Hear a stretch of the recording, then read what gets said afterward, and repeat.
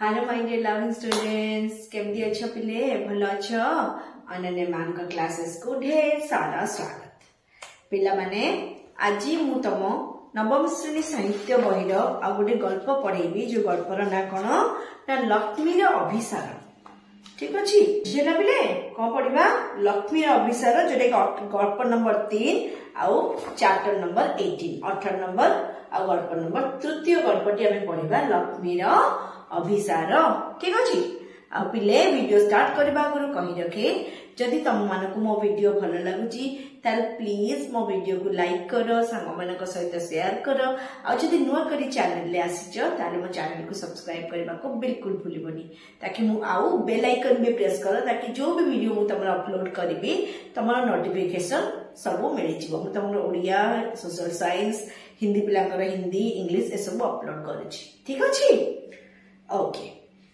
चलो आम विषय भितर को जीवा बेले लक्ष्मी अभिसार लिखिं किए ना मनोज दास लिखिं पिले अभिसार माने कौन जान माने अंतरंग कथबार्ता को कहते अभिसार लक्ष्मी बोली गोटे झीटे कुनी पिलाटे तमरी बयसर तमठू भी कम बयसर गोटे कुनी झीटार सुंदर कहानी अति हृदय विदारक मर्मन्तुत कहानी जे तार केते करुण परिणतिर कहानी लक्ष्मी अभिसार गल्प माध्यम मनोज दास व्यक्त कर समाज एक निछक चित्र को से व्यक्त जे लक्ष्मी भली गोटे छोटिया झीटे निजर अंतरंग गप से क्या सहित कर भगवान सहित कर तो से एक बहुत ही हृदय विदारक माने कहानी आम आज ये विषय टी पढ़ा प्रथम आम सर्वप्रथम आम लेखक परिचय देखी नवा तापर आम विषय भीतर को जीवा ठीक अच्छे सुन लेखक परिचय बालेश्वर जिला भोगराई अंतर्गत शंखारी ग्राम से जन्मग्रहण कर मन रहा पिले से कोठी जन्म होती मनोज दास बालेश्वर जिला भोगराई अंतर्गत शंखारी ग्राम से जन्मग्रहण ओडिया साहित्य रे से केवल गर्व नुहति आंतर्जातिक क्षेत्र में से जने सम्मानित लेखक केवल ओडिया साहित्य ओडिशार गर्व से नुहति से आंतर्जातिक क्षेत्र में माने विश्व स्तर में जने सम्मानित लेखक भाव में ना अच्छी परिचय अच्छी रचित कल्प ग्रंथ मानक मध्य समुद्रर क्षुधा आरण्यक विषकन्यार कहानी शेष बसंत चिट्ठी लक्ष्मीर अभिसार ध्रुमाव दिगंत और अन्य कहानी आबु पुरुष अन्य कहानी अवलोकरा कहानी मनोज पंचवंशती मनोज दास कथा और कहानी आदि प्रधान मन एगुड़ा मन रखिदब जे कौन कौन सब कृति रही व्यतीत से रचना कर प्रभंजन गोधूलीर बाघ अमृत फल चंद्रलोकर प्रहरी आकाशर इशारा आदि उपन्यास है से भ्रमण कहानी प्रबंध पुस्तक मान रचना करी अछंती से पंडिचेरी रे अवस्थित श्री अरविंद आंतर्जातिक शिक्षा केन्द्र रे अध्यापनारत है से कोठी ना से आंतर्जातिक पंडिचेरी जो श्री अरविंद आंतर्जातिक इंटरनेशनल स्कूल जो अच्छी से पाठ पढ़ाती से केंद्र साहित्य एकाडेमी ओडिशा साहित्य एकाडेमी पुरस्कार सहित सारला सम्मान विद्या भारती सम्मान और सरस्वती सम्मान सब सम्मान से लाभ करी गल्पटी छोट पिलार सरल विश्वास परिचय दिए गोटे छोटिया छुआ लक्ष्मी नामक गोटे छोटिया झीर सरल विश्वास परिचय ए कहानी दिए गभीर वात्सल्यबोधर यह एक करुण चित्र गभीर वात्सल्यबोध जो पिलारियामीर करुण परिणति एठारे लक्ष्मीर अभिसार गल्प माध्यम प्राबंधिक लेखक गाल्पिक प्रकाश करछंती ठीक अच्छी पिले बही बाहर कर इट इज बेटर कि तमे 119 पेज नंबर तमे बही बाहर जदि करबो ताले मु पढेला बेले टिके तमे बही की देखि दउथबो एंड मु जतले पढो बुझोथिबे मते सुनथबो आदर माने कले बेटर हम मत लगुच अदरवाइज सेमती भी बुझी पार सेमती ना कि बही बाहर कले मत लगुच टी बेटर हम है ठीक अच्छे एवं विषय भर को जीवा शुण जिते बेले सहर तली बसती वृक्ष लता पथ प्रांत को आयत करी दुई प्रहर विराजमान करे विगत जुगर अवधान आविर्भाव मुखरित चाटशाली निस्तब्ध है प्राय हुए बसती अवस्था से बेले मंदिर दक्षिण पार्श्वर कृष्णचूड़ा गछर छाई तलु उंकी मारे लक्ष्मी कौन है एटा को समय कथा कहउछन ना मध्याह्न बेलर समय पाखापाखि 2 प्रहर 2टा 3टा बेलर कथा जेते बेले सहर तली बसतीटीर सहरर जो तलिया अंश अछि तार बसतीर वृक्षलता प्रथपांत को आयत करी द्विप्रहर विराजमान कर द्विप्रहर माने खरा बेल जोटा आमे कहंदी 12टा पर गोटे परर जो खरा बेल हैला से वृक्षलता माने कोन बसतीर वृक्षलता प्रथम से जो पथप्रांत को से रास्ता कड़ को आयत्त कर नेचंती आ कोन ना द्विप्रहर समय रे विगत जुगर अवधानकर आविर्भाव मुखरित चाटशाली निस्तब्ध प्राय हुए जे से समय जे सेतबे तो सब स्कूल विद्यालय नथिला चाटशाली थिला हैला तो चाटशाली रे कोन हुए ना जते अवधान जो माने जे पाठ पढ़ांती ताको अवधान बोली को जाय जे जाकु शिक्षा जो माने गुरु शिक्षा देंती ताको अवधान बोली को जाय विगत जुगर माने से समय अवधान कर आविर्भाव गोटे चाटशाली रे ताको अवधान पहुंची गले जो स्तब्धता रही जाय साइलेंट हो जाती आजिकली सिना पिला माने शिक्षक मान को डरू नांती आजिकली पिला शिक्षक भय नाही माड़ भय नाही किछ किंतु से समय से नथिला से समय गुरु ताकर सर्वश्रेष्ठ थिले जदि गुरु माने ताको चाटशाली पाद दउथिले माने पिला एकदम डरी स्तब्ध हो जाउथिले पिला पूरा स्थाणु पाल्टी जाउथिले हैला तो अवधानर आविर्भाव मुखरित चाटशाली निस्तब्ध हैला प्राय बसतीर अवस्था बसतीटी माने एठी माने अवधानकर चाटशाली सहित से जो बसती को कोन माने तुलना करिसंती एठी प्राबंधिक काल्पनिक जे जेमिति करबे ना अजन अवधान से जो चाटशाली रे पहुंची गले पिला माने जेमिति स्तब्ध हो जाती खरा बेलटारे से जो बासिंदा लोक माने सेही बळी शांत एकदम स्तब्ध भाबरे माने स्तब्धता विराजमान करछि कारण दीपर समय समस्त निज घरे खाई पी के सोइचंती परिवेश एकदम शांत गछ गुच्छर छाई पड़िछि हैला अवस्था सेतिकी बेले कोन हिची ना मंदिरर दक्षिण पार्श्वर कृष्णचूड़ा गछर छाई तळु उंकी मारे हैला सेही समय भितरे कोन हैला ना दक्षिण सेही समय भितरे दक्षिण पार्श्वर मंदिरर सेठी गोटे मंदिर अछि से मंदिरर दक्षिण पार्श्वरे गोटे कृष्णचूड़ा गछ अछि आ से कृष्णचूड़ा गछरे कड़े छिड़ा हेछि किए ना लक्ष्मी बोली गोटे झियटे छिड़ा हे से कोन करूछि ना उंकी मारुछि उंकी मारिबा कोन माने बेले उंडुछि देखुछि अरे लुचि जाउछि देखुछि के मते देखि देबो कि मते के चिनि देबो कि मते के देखि तो डुंगी मारिबा जाको कोंती उंकी मारिबा हैला उंकी मारुछि चलु देखुछि पुनी लुचुछि देखुछि पुनी लुचुछि के करूछि पिले लक्ष्मी करूछि हैला लक्ष्मी गोटे झियटे बड़ डर इच्छा थरे मंदिर प्रांगण भीतर को बड़ डर इच्छा थरे मंदिर प्रांगण भीतर को आसीबा पई बड़ इच्छा थे मंदिर भितरे पशि जीवा पई तार भारी बड़ इच्छा कोन ना मंदिर से जो मंदिरटा अछि से मंदिरर प्रांगण को टिके आसीबो आउरी भी बड़ इच्छा कोन ना से मंदिर भीतर को टिके पसिबा को तार कोन प्रबल इच्छा बुझिला किंतु बड़ डर बुढ़ा पुजारी किंतु हेले कौन हम जो बुढ़ा पुजारी अच्छी जो पुजारी से मंदिर पूजा करे ताकू लक्ष्मीर भारी भय से पंडित देखिबा मात्रे पचारि दिबे मानसांक नतुबा गोटे तात्पर्यपूर्ण साधु शब्दर अर्थ बुझिला काहेकि डर पंडित को काहेकि डर पिले एथि पई डर जे सी तो पंडित लोक ताकू तो पाठ बहुत जना जदि देखाई जिवे ना कौन पचारिबे पिले मानसांक पचारि देबे मानसांक जानिछ कि नहीं अंकर 2+2 केते कि रे 4 गोटे पिला पाखरे 5टा आंब थिला आउ जने ताको 3टा आंब देला तार केतेटा हैला कि रे तो एला मानसांक बुझिला तो मानसांक पचारि देबे आउ नहले जदि मानसांक भी न पचारती कौन पचार दे पारती मैं पचार दे पारती जे गोटे तात्पर्यपूर्ण साधु शब्दर अर्थ भी पचार दे पारती से गोटे माने साधु शब्द जोटा शुद्ध शब्दर आर माने कोन कहलु अमक शब्दर माने कोन कहलु पचार दे पार तेणु करी पंडित महाशय को लक्ष्मीर कोन भारी डर सीए ताको सामना को से जीवा पाई चाहे नहीं बुझिला से पंडित नथुबा तात्पर्यपूर्ण साधु अर्थ सर्वोपरि ठाकुर निज लोक हिसाब रे मंदिर आखपाख को पिला न तड़िबा ताकर अन्यतम काम मुख्य भाव में से कौन चाहती जे ठाकुर मंदिर आखपाख को पिला माने न आसतु सेही काम पाई सेही आडु साडु काम करती बुझिला।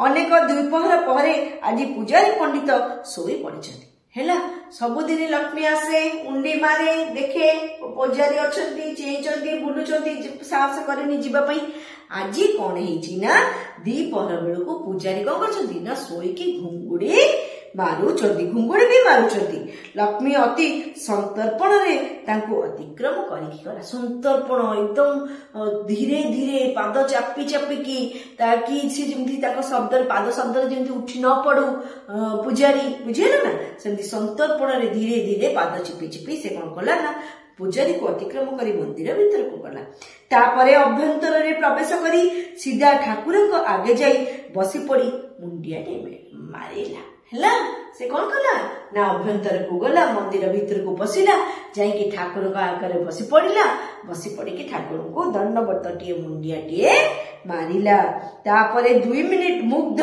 मधुर नयन रे मूर्ति और ताका वेशभूषा को निरीक्षण करि सारी कहिला हेला तापरे 2 मिनिट पर्यंत ठाकुर से वेशभूषा मूर्ति को माने बहुत ही निबिड़ गोटे सरल निष्पाप नयन रे से ठाकुर को चाहिला आ चाहिकी कहूची कौन कहूची मते चिन्हि पारुच कौन कहूची मते चिन्हि पारुच तो भगवान मते तमे चिन्हिबो केते निष्पाप शिशुटे देखो केते आमे ठाकुर पाखु गले कौन करछे जनरली प्रभु मते अमक दियो पते समक दियो मोर अमक दियो मते फास्ट कर दियो मते भलो रिजल्ट कर दियो मो छुआ को किंतु से तो सरल से तो निष्पाप सी तो किछि ताको से सब जणा ही नाही हैला से को जाई की कहिला मते चिन्हि पारुच तो प्रभु मते तमे चिन्हि पारुच मु लक्ष्मी ओ भगवान मासटी धरी सबुदिन तुम पाखक आसवा को चेष्टा करुची किंतु पंडित बाट उगारी बसुची मासे हेलाणी मु चेष्टा करुची कौन चेष्टा करुची ना मु केमिति तुम पाखक आसीबी सेति मु चेष्टा चलैची हेले कौन हबो माने पंडित पूरा बाट उगारी की बसुची आज बुढ़ा सोई पड़िची हेला आज जेहेतु बुढ़ा सोई पड़िची सेइथि पई मु केवल आसी पारुची नहले को मु आसी परथांती से पूरा बाट उगारी की बसुची हे भगवान पंडित कौन राति रे भी एमिति गुंगुड़ी मारे तुमर निद हुए केमिति प्रभु देखो केते निष्पाप हृदय तार केते सरल हृदय रे से पचारुची प्रभु ए पंडितटा कोन एते जोरे घुंगुड़ी मारुची तुमे सोच केमिति तुम कोन निद होउची एते बड़ साउंड सुनले तुम कोन निद हुए तमे कोन सोई पारुछ आम स्कूल पंडित भी एमिति घुंगुड़ी मारती आम स्कूल जो पंडित अछंती से भी एमिति घुंगुड़ी मारती अच्छा ठाकुर पंडित माने काकी घुंगुड़ी मारती आउरी पचारुची पुणी जे केते सुंदर भाव से पचारुची अच्छा ठाकुर एकता कहलो जेते पंडित माने समते माने घुंगुड़ी मारती ए पंडित माने ते घुंगुड़ी काकी मारती मु जदि घुंगुड़ी मारिबा को शिखिबी तबे मु भी पंडित होई परिबी हैला लक्ष्मी पचारुची प्रभु को जे प्रभु जदि मु भी घुंगुड़ी मारिबा शिखि जाए ताले मु भी कोन पंडित होई जेबी ना ना ठाकुर तमे चटापट एमिति बर देई बसिबोनी टी नाही नाही नाही मु कोन को गोटे कहि देली ना मते एमिति बर दरकार नै मते मु कहि देली बोली मते बर देई देबो कि मु घुंगुड़ी मारिबा शिखिबी नाही नाही नाही नाही मु शिखिबिनी मोर घुंगुड़ी मारिबा दरकार नै बरं मोर पंडित एबा न मु घुंगुड़ी न मारे मोर दरकार नै से पंडित बा मोर पंडित बा दरकार नै पछे मु पंडित न हुए किंतु कोन मु घुंगुड़ी न मारे हाँ बरटिए मागिबी एका से कथा परे कहबी अच्छा हाँ मु गोटे बर मांगवा को आसीची जे प्रभु हेले से कथाटा मु परे कहबी एबे नु एबे पूरा तम संगे मोर बहुत कथा अछि मु सब कथा आगे कहि सारे बुझिए ना अच्छा मासक तळे राति रे स्वप्न रे मते कोन कहिलो मासे तळे मु गोटे स्वप्न देखिथिली तमे मो पाखो स्वप्न रे आसीथिला आसी मते कोन कहिलो जे तुम सहित खेलुनी काकी तमे आसी कहउछ मते मु तम सहित खेलुनी तुम कथा भूली गली इमिति किछि कहिलो जेमिति नुहे नाई नाई प्रभु मु सेमिति नुहे मु सेमिति किछि भाबिनी मते पूरा ये आसीबा को दोनी पंडित मु तम सहित खेलुनी बोली तमे मते कंप्लेन करूछ मु तम सहित खेलुनी ମୁଁ ତମକୁ ଭୁଲିଗଲି କିନ୍ତୁ ସେମିତି ନୁହଁ, ମୁଁ କିଛି ତମକୁ ଭୁଲିନି, ମୁଁ ତମ ସହିତ ଖେଳିବାକୁ ବି ଚାହୁଁଛି, ହେଲେ ପଣ୍ଡିତ ମତେ ଆସିବାକୁ ଦଉନି। ତହି ପରଠାରୁ ତ ତୁମ ପାଖକୁ ଆସିବା ସକାଶେ ଚେଷ୍ଟା କରୁଛି, ହେଲେ ପାରୁନି। ବୁଝିହେଲା? ଆରେ ବାପରେ, ତମକୁ ଏ କଦଳୀ କାନ୍ଦି କିଏ ଦେଇଛି?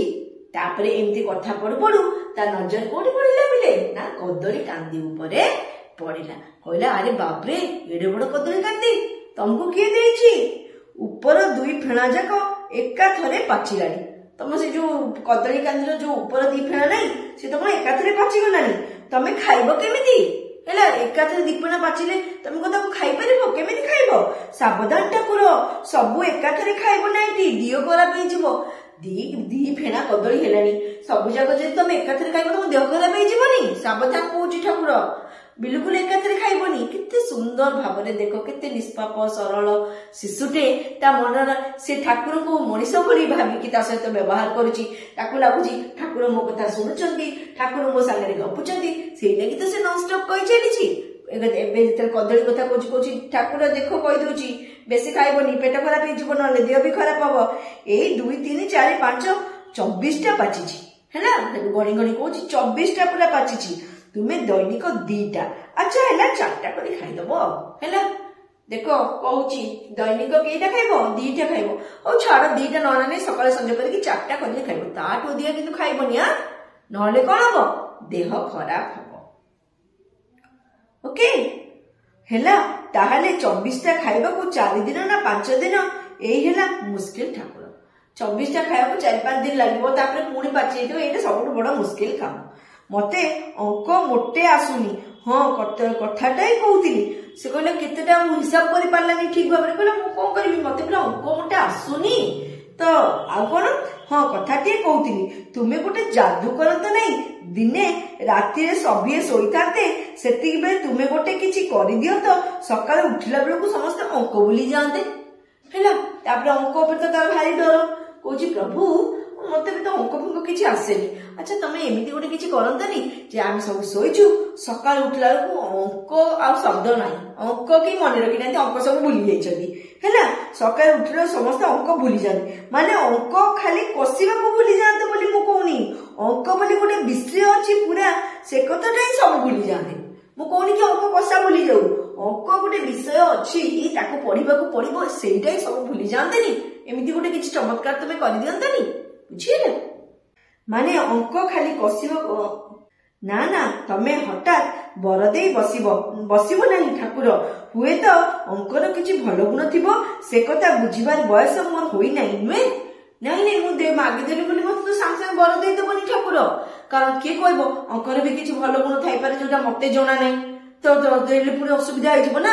ମୁଁ କହିଦେଲି ବୋଲି ସାଙ୍ଗେ ସାଙ୍ଗେ ମୋ କଥା କିଛି ତମେ ମାନିଯିବନି। ହେଲା, ହଁ, ବର ଯଦି ଦେବ ଠାକୁର, ତେବେ ଏଇ ବର ଦିଅ, ଲୋକେ ଯେମିତି ଧୀର ଭାବରେ ତୁମକୁ ଭକ୍ତି ଜଣେଇବେ। ହେଲା, ଯଦି ବର ଦବ ତାହେଲେ ଏଇ ଗୋଟେ ବର ଦିଅ, ଲୋକ ଯେମିତି ଧୀରେ ସ୍ଥିର ଭାବରେ ତୁମର ଭକ୍ତି କରିବେ। ସେଦିନ ଶେଷ ରାତିରେ ତୁମେ ସ୍ୱପ୍ନରେ କଣ କହୁଥିଲ? ସେତିକି ବେଳେ ମୋ ନିଦ ଭାଙ୍ଗିଗଲା। ସେଦିନ ଶେଷ ରାତିରେ ତୁମେ ଗୋଟେ କଣ ମତେ ସ୍ୱପ୍ନରେ କହୁଥିଲ, ମୁଁ ଆଉ ଭଲକି ବୁଝିପାରିଲିନି, ମୋ ନିଦ ଭାଙ୍ଗିଗଲା। ହେଲା, କାରଣ ତମ ମନ୍ଦିରରୁ କଳ ଗାଉଣାର ସ୍ତବ ବାଜିଲା। କଳ ଗାଉଣା ମାଇକି। ହେଲା, ମାଇକିରେ ଜୋର ସାଉଣ୍ଡ ଶୁଭିଲା। କଳଗଉଣା ଭଲ, କିନ୍ତୁ ଏ ଯେଉଁ ଯନ୍ତ୍ର ଚୁଙ୍ଗା ଲଗାଇ ଏଡେ ହଲ୍ଲା କରି ଗୀତ ବୋଲୁଛନ୍ତି, ସେଇଟା କଣ ଭଲ ଠାକୁର? ଯୋଉ ଯନ୍ତ୍ର ଚୁଙ୍ଗା ଯୋଉ ମାଇକ ଲଗେଇକି ଏଡେ ବଡ ପାଟି କରିକି ଗୀତ ବୋଲୁଛନ୍ତି, ସେଇଟା କଣ ଠାକୁର ଏତେ ଭଲ ଜିନିଷ? ହେଲା, ଆମ ଘର ପଛପଟେ ଆଉ ଗୋଟେ କୋଠା ଅଛି, ସେଟାକୁ ଅନ୍ୟ ଗୋଟେ ଧର୍ମର ଲୋକ ଯାଆନ୍ତି। ସେ କଥା ବି କହୁଛି ଯେ ଆମ ଘର ପଛପଟେ ଆଉ ଗୋଟେ କୋଠା ଅଛି, ସେଠି ଆଉ ଅଲଗା ଧର୍ମର ଲୋକ ଯାଆନ୍ତି, ମାନେ ମୁସଲମାନ ମାନେ ଯାଆନ୍ତି। ସେଠାରେ ଚୁଙ୍ଗା ଲଗେଇ ସେମାନେ ଭଗବାନଙ୍କୁ ଡାକନ୍ତି। ମାଇକି, ଚୁଙ୍ଗା ହେଲା ମାଇକି ଲଗେଇ ସେ ଭଗବାନଙ୍କୁ ଡାକନ୍ତି। ଆଚ୍ଛା, ଏଡେ ଗର୍ଜନ କରି ତୁମ ପ୍ରାର୍ଥନା ନ ବୋଲିଲେ ତୁମେ କଣ ଶୁଣିପାର ନାହିଁ? ସେଠୁ କହୁଛି ଯେ ଆଚ୍ଛା, ଏତେ ଜୋରେ ଗର୍ଜନ କରିକି ଡାକିଲେ କଣ ଯାଇକି ତୁମେ ଶୁଣ କି? ତମେ କଣ ଛୋଟ ପାଟିରେ ଶୁଣିପାରୁନି କି ଠାକୁର? ମୁଁ ସେଦିନ ବୋଉକୁ ପଚାରିଲି, କହିଲୁ ବୋଉ, ଧ୍ରୁବ ପ୍ରହ୍ଲାଦ କଣ ଯନ୍ତ୍ର ଚୁଙ୍ଗା ଲଗେଇ ଭଗବାନଙ୍କ ସ୍ତବ କରୁଥିଲେ? ଧ୍ରୁବ ପ୍ରହ୍ଲାଦ ଯୋଉ କାହାଣୀ ମୁଁ ସବୁ ଶୁଣିଛି ପୁରାଣ ଶାସ୍ତ୍ରରୁ, ସେମାନେ କଣ ଏଇ ଯୋଉ ଯନ୍ତ୍ର ଚୁଙ୍ଗା ବା ମାଇକି ଲଗେଇକି ଠାକୁରଙ୍କୁ ଡାକୁଥିଲେ? ବୋଉ ଭାବି ଚିନ୍ତି ନାହିଁ କଲା। ବୋଉ କହିଲା ନା ସେମିତି କିଛି ନାହିଁ। ବୋଉ ତ ସବୁବେଳେ ଠିକ କଥା କୁହେ ନା। ହେଲା। ମୋ ବୋଉ ତ କେତେବେଳେ ତାକୁ ଯୋଉ କଥା ପଚାରିଲେ ବି ସେ କେବେ ମିଛ କହିନି, ସେ ସବୁବେଳେ ଠିକ କଥା କହେ। ତା ଛଡା ମୁଁ ତ ଏଡେ ଆସ୍ତେ କଥା କହୁଛି, ଅଥଚ ତୁମେ ବେଶ ବୁଝିପାରୁଛ ଦେଖୁଛି ତେବେ ନା। ହେଲେ ମୁଁ ତ କେତେ ଧୀରେ କରି କହୁଛି, ତମେ ବୁଝିପାରୁଛ ନା ବୁଝିପାରୁନ? ବୁଝିପାରୁଛ ନା? ପିଲେ ବିଷୟଟା ଟିକେ ବେଶୀ ଲମ୍ବା ହେଇଯିବ, ଆଜି ପାଇଁ ଏତିକି ଥାଉ। ଆମେ ପୁଣି ନେକ୍ସଟ କ୍ଲାସ ରେ ପଢିବା, ଠିକ ଅଛି? Thank you, bye bye.